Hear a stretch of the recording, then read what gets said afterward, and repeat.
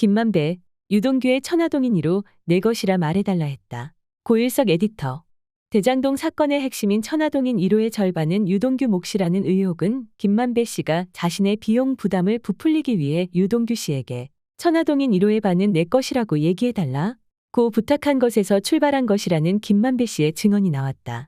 지금까지 소위 700억 혹은 428억 약정설에 대해서는 그것이 어떻게 제한되고 합의됐는지에 대한 어떤 근거도 없이 누구 것이냐는 논란만 산더미처럼 불어나 있는 상황이었다.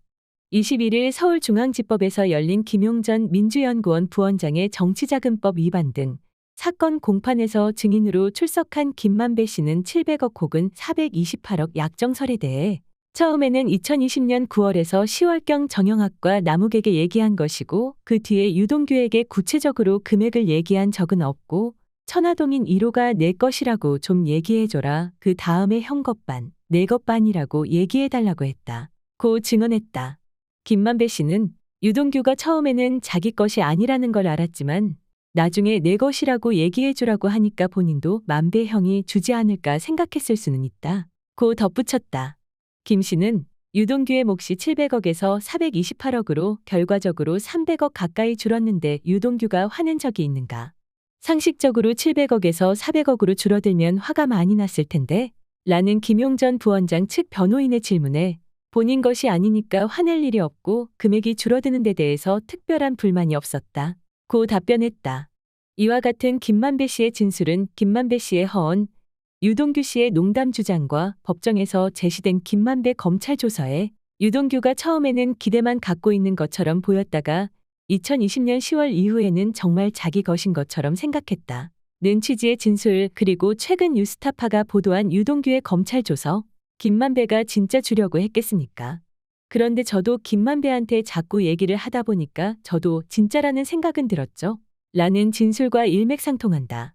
다만 유동규 씨는 지난 3월 9일 김용 전 부원장 재판에 증인으로 출석해 2014년 6월 지방선거 직후 본인과 김만배, 김용, 정진상이 만나 의형제를 맺고 이재명 시장의 재선에 기여한 공로로 김만배 등 민간업자들을 대장동 개발 사업자로 내정해 주기로 하고 김만배 지분의 절반을 받기로 했다. 고 진술한 바 있다.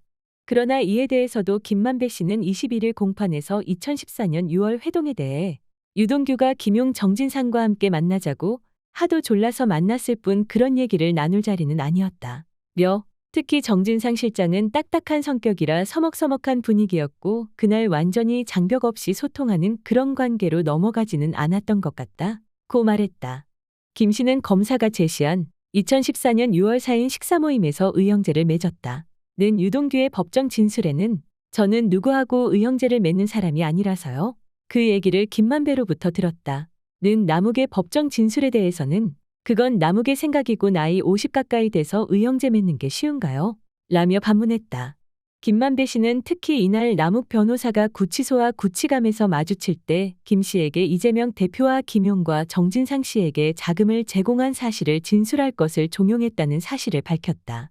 김 씨는 위례 사건으로 죽게 생겨서 유동규를 통해 김용에게 돈을 줬다고 진술했으니 동규 형도 못 견딜 것 이라며 형도 진술을 좀 맞춰달라 고 얘기했다고 증언했다.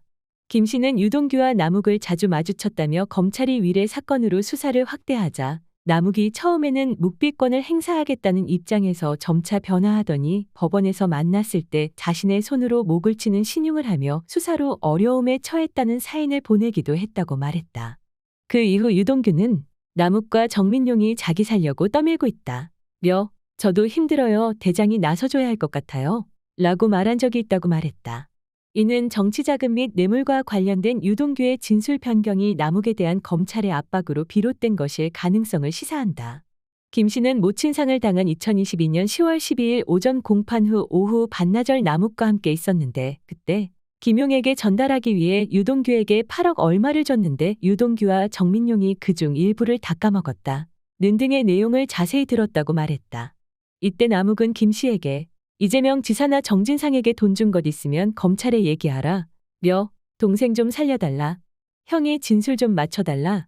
고 사정했다고 말했다. 이에 대해 검찰은 어떤 구체적인 혐의에 대해 진술을 맞춰달라는 게 아니고 돈 준 사실이 있으면 얘기해달라는 뜻이 아니냐?